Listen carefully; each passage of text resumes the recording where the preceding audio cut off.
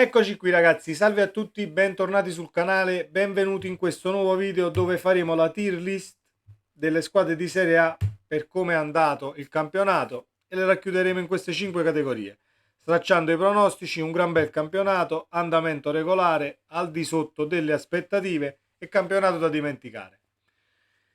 Secondo me è un modo più simpatico, al di fuori di dare un voto ad una squadra per ciò che è stato il campionato, le racchiuderemo in queste 5 categorie. Prima di cominciare ragazzi, come sempre, se vi va iscrivetevi al canale, attivate la campanella delle notifiche e mettete un like a questo video se vi piace. Così cominciamo e partiamo direttamente dalla Fiorentina. Allora, la Fiorentina secondo me ha fatto un gran bel campionato.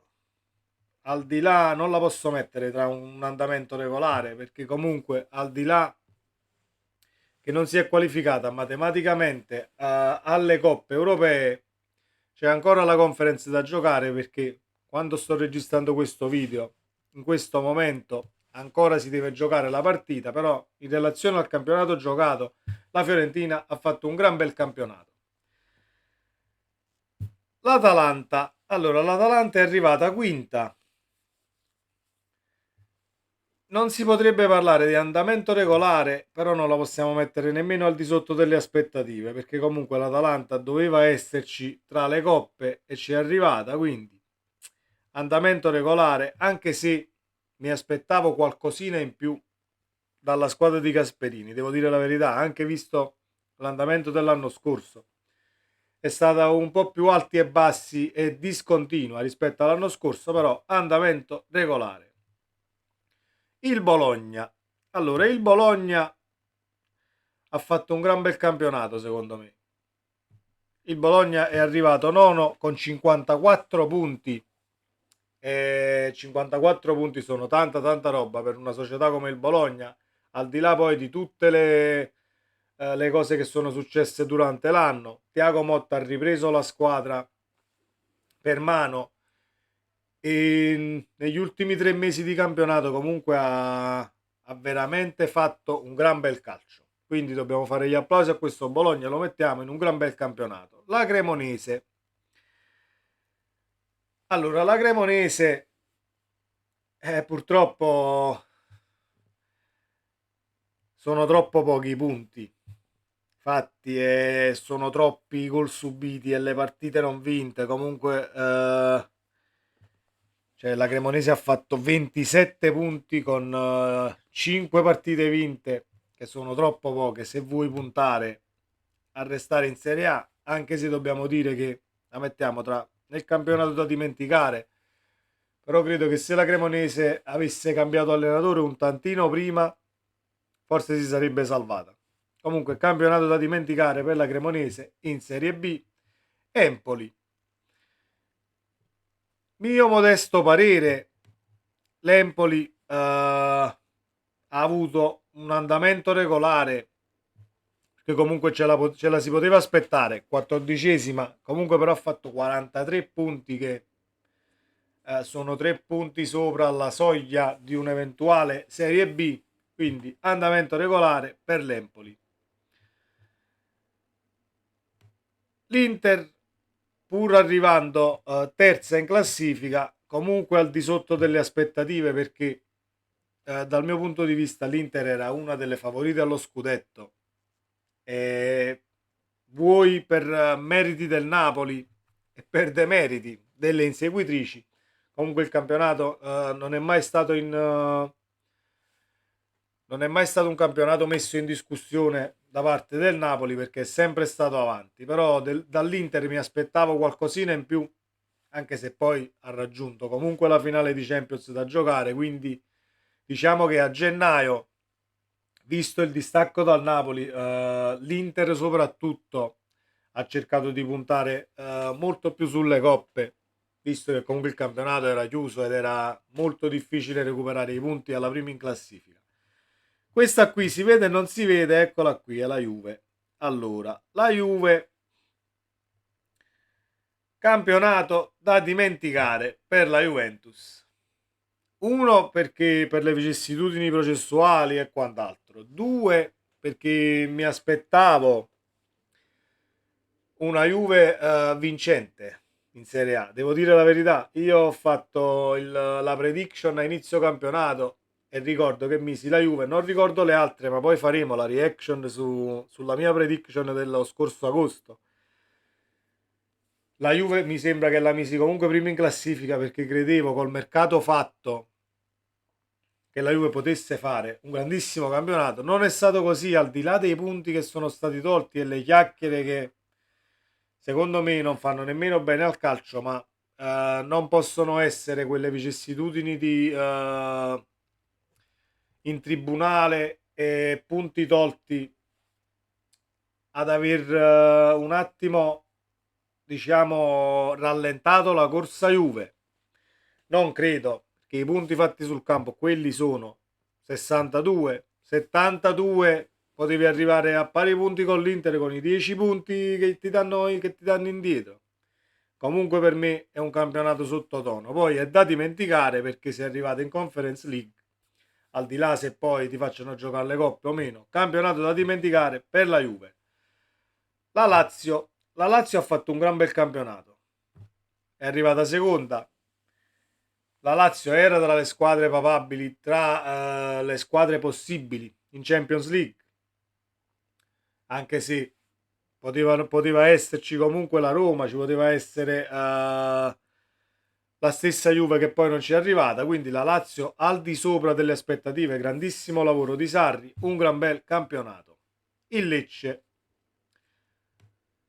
il Lecce io consapevole che potesse rimanere in Serie A, lo mettiamo qui, con un andamento regolare, anche se ci sono stati alti e bassi, molto meglio con le grandi che contro le piccole, è molto meglio il Lecce fino a febbraio, perché da febbraio a fine campionato ci sono stati un po' di alti e bassi, comunque tutto sommato un andamento molto regolare per il Lecce. Il Milan, al di sotto delle aspettative, senza se e senza ma.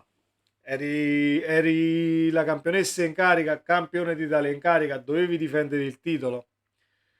Non sei mai stata in corsa. Il Milan è riuscito ad arrivare quarto, comunque a stento, però è arrivato quarto, comunque in Champions League, ma al di sotto delle aspettative, senza se e senza ma. Monza, un grandissimo campionato del Monza, che con l'avvento di Palladino ha chiuso il campionato a 52 punti, che per una neopromossa sono tantissimi.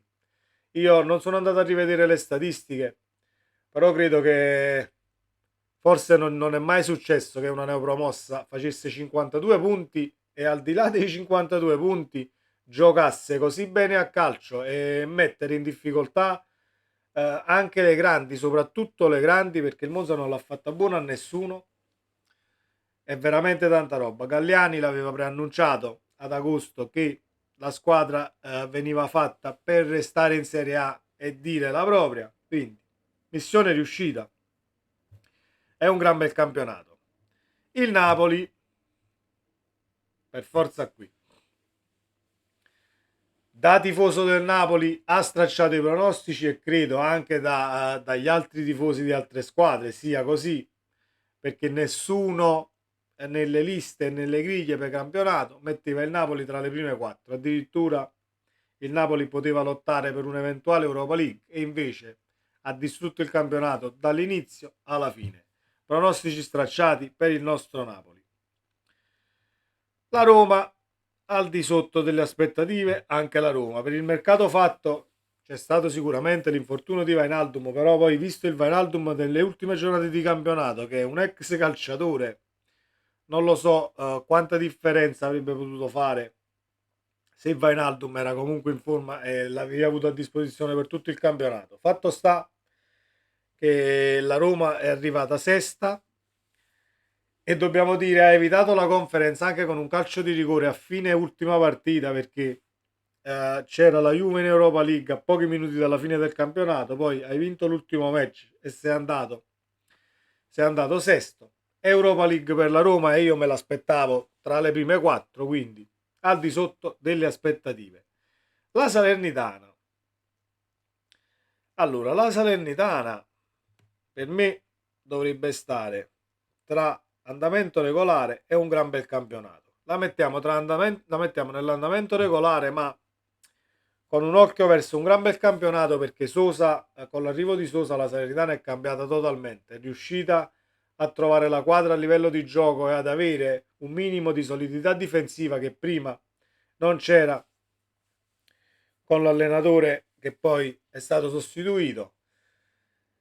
Però tutto sommato la Salernitana comunque ha fatto, mi sembra, 42 punti. Sì, 42 punti non sono pochi, e comunque restare in Serie A per il secondo anno non è da tutti. Quindi applauso alla Salernitana, e soprattutto in vista del campionato prossimo lascia ben sperare, perché Sosa avrà tempo per continuare a lavorare nella stessa direzione nella quale ha lavorato poi fino a fine campionato. La Salernitana è stata un crescendo continuo, quindi andamento regolare per la Salernitana. La Sampdoria, campionato da dimenticare a livello societario e a livello di gioco, pur avendo comunque qualche calciatore per poter far male. Sicuramente poteva fare un altro campionato, ma la situazione societaria secondo me l'ha fatta da padrone, quindi campionato da dimenticare nel complesso per la Samp, che saluta la Serie A e va in Serie B. Sassuolo, il Sassuolo io tredicesimo non me lo aspettavo, mi aspettavo un Sassuolo almeno decimo, quindi al di sotto delle aspettative. 45 punti, visto anche il campionato scorso e come giocava l'anno scorso. È vero, hai perso qualche pezzo, hai perso Raspadori e un paio di calciatori l'hai venduti, siamo d'accordo, però il Sassuolo, diciamo, dopo la metà del campionato ha cominciato a giocare come si deve. I punti li ha persi soprattutto nella prima metà della Serie A 2022-2023, quindi per me al di sotto delle aspettative. Lo Spezia. Lo Spezia alla fine, andamento regolare, si deve ancora giocare lo spareggio con il Verona per chi rimane e per chi andrà in Serie B, però lo Spezia ce lo si aspettava lì negli ultimi 5 posti, così è stato, quindi andamento regolare. Il Torino, lo stesso. Il Torino, un andamento regolare, ma il Torino tutti gli anni comunque riesce sempre a fare il suo campionato. Diciamo che qualche talvolta te lo ritrovi a ridosso della settima, sperando di poter andare in una conference, ma non ci è riuscito. Decimo, 53 punti però fatti, e tanta roba per il Torino, quindi andamento regolare per la squadra di Juric. L'Udinese, c'è anche l'ambulanza. Ambulanza? Arriva? Mamma mia, queste ambulanze. L'Udinese, scusate l'ambulanza, ma purtroppo sono cose che succedono. Udinese, l'Udinese per me è totalmente al di sotto delle aspettative. Sì, perché mi aspettavo un Udinese che ha fatto le prime 12 giornate, mi sembra, comunque i primi 3 mesi di campionato, sembrava un Udinese che volesse spaccare tutto, difficile da affrontare. Poi è scomparsa l'Udinese ed è diventata una squadra disordinata. Non lo so poi se è dei meriti di Sottil la squadra, non lo so che cosa è successo all'Udinese, però mi sono piaciuti i primi 3 mesi e poi non mi è piaciuta più l'Udinese, proprio da vedere per calcio giocato, quindi la metto al di sotto delle aspettative. Verona, il Verona credevo che potesse fare qualcosina in più, la mettiamo in campionato da dimenticare, perché al di sotto delle aspettative no, ce lo si poteva aspettare che arrivavi a giocarti uno spareggio con lo Spezia che ancora si deve giocare, ripeto, però visto anche l'anno scorso non credevo che il Verona potesse restare lì sotto, credevo qualcosina in più, credevo che il Verona potesse fare tipo l'Empoli di quest'anno con 43 punti per esempio, arrivare 14esimi e tenere comunque il posto in Serie A assicurato. Non è stato così, quindi Verona in campionato da dimenticare. però possiamo, secondo me, facciamo l'ultima giusto, mettiamo qua il Monza perché il Monza secondo me li ha stracciati i pronostici, ma no, non li ha stracciati perché Galliani l'aveva detto che voleva restare in Serie A, non c'è nessuno che ha stracciato i pronostici, solo il Napoli, sì, va benissimo così.